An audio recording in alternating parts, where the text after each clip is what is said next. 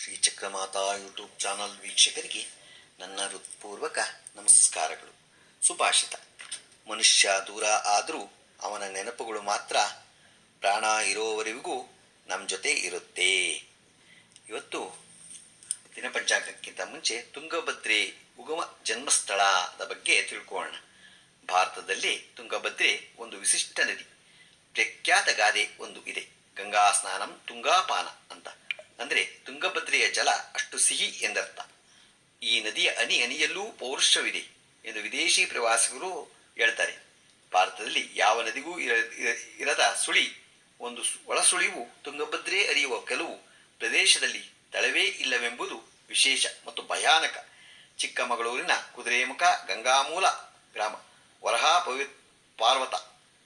ಪರ್ವತದಲ್ಲಿ ಹುಟ್ಟಿ ಎರಡು ಅವಳಿ ನದಿಗಳು, ಒಂದು ತುಂಗಾ ಇನ್ನೊಬ್ಬಳು ಭದ್ರಾ, ಘಟ್ಟದಲ್ಲಿ ಎರಡು ಭಾಗದಂತೆ ಹರಿದು ತುಂಗೆ ಶೃಂಗೇರಿ ದತ್ತ ಹರಿದರೆ ಭದ್ರೆ ಭದ್ರಾವತಿಯತ್ತ ಹರಿಯುತ್ತಾಳೆ. ನಂತರ ಶಿವಮೊಗ್ಗದ ಕೂಡಲಿ ಬಳಿ ತುಂಗಾ ಮತ್ತು ಭದ್ರಾ ಸಂಗಮವಾಗಿ ತುಂಗಭದ್ರೆಯಾಗಿ ದಾವಣಗೆರೆ ಉಕ್ಕಡಗಾತ್ರಿ ಮುಖೇನ ಒಂದು ಹೊಸಪೇಟೆ ಸೇರುತ್ತಾಳೆ. ಇವಳಿಗೊಂದು ಜಲಾಶಯ ಕಟ್ಟಲಾಗಿದ್ದು, ಜಲಾಶಯದಿಂದ ಹೊರಬಂದ ನಂತರ ಇವಳು ಸ್ವಲ್ಪ ಉಗ್ರವಾಗುತ್ತಾಳೆ. ನಂತರ ಹಂಪಿ ಹಲವಾರು ದೇವಸ್ಥಾನಗಳಿಗೆ ನಮಿಸಿ ಕಿಷ್ಕಿಂಧೆ, ಗಂಗಾವತಿ, ಮಾನ್ವಿ, ಸಿಂಧನೂರು, ರಾಯಚೂರು ಜನರಿಗೆ ಜೀವ ಜಲವಾಗಿ ಹರಿದು ಆಂಧ್ರದತ್ತ ಪ್ರಯಾಣ ಮಾಡುತ್ತಾಳೆ. ತೆಲಂಗಾಣ, ರಾಯಲಸೀಮೆ, ಮಂತ್ರಾಲಯದಲ್ಲಿ ಗುರುರಾಯಗೆ ದರ್ಶನ ಕೊಟ್ಟು ಆದೋನಿ, ಬಳ್ಳಾರಿಯ ಮೂಲಕ ಕಣಿಕಲ್ ಮಾರ್ಗವಾಗಿ ಅನಂತಪುರ ಜಿಲ್ಲೆಗೆ ಕರ್ನೂಲ್ ಪ್ರಾಂತದವರೆಗೂ ಜೀವನದಿಯಾಗಿ ಹರಿಸಿ ಆಶೀರ್ವದಿಸಿ ಅನ್ನದಾತಿಯಾಗಿ ತೆಲಂಗಾಣದ ಕೃಪೆಯಲ್ಲಿ ವಿಲೀನವಾಗಿ ಕೃಷ್ಣಾ ಕಾವೇರಿ ವಿಲೀನವಾಗಿ ಕೃಷ್ಣೆಯೊಡನೆ ಸೇರಿ ಸಂಭ್ರಮಿಸಿ ಕೊನೆಗೆ ಬಂಗಾಳ ಕೊಲ್ಲಿ ಸಮುದ್ರವನ್ನು ಸೇರುತ್ತಾಳೆ.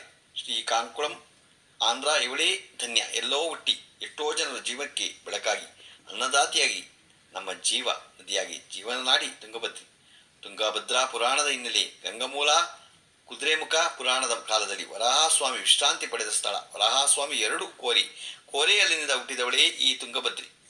ಬಲಕೋರೆ ಇಂದ ತುಂಗ, ಎರಡು ಕೋರೆ ಇಂದ ಭದ್ರಾ ಮತ್ತು ಕಣ್ವ ಅನಿಯಿಂದ ನೇತ್ರಾವತಿಯು ಉಗಮೆಯಾಗಿ ಎಂದು ಪುರಾಣದ ಉಲ್ಲೇಖ. ತುಂಗಭದ್ರಾ ವರಹ ಕೋರೆಯಿಂದ ಬಂದಿರತಕ್ಕ ತುಂಗಭದ್ರೆಗೆ ವರಹಜ ಎಂದು ಕರೆಯುತ್ತಾರೆ. ವರಹಜ ತುಂಗಭದ್ರೆ. ಗೊತ್ತಾಯ್ತಾ? ನಾವು ತುಂಗಭದ್ರಾ ಬಗ್ಗೆ ಇವತ್ತು ತಿಳ್ಕೊಂಡು ದಿನಪಂಚಾಂಗವನ್ನು ತಿಳ್ಕೊಳ್ಳೋಣ. ದಿನಾಂಕ 3/9/2024 ಮಂಗಳವಾರ.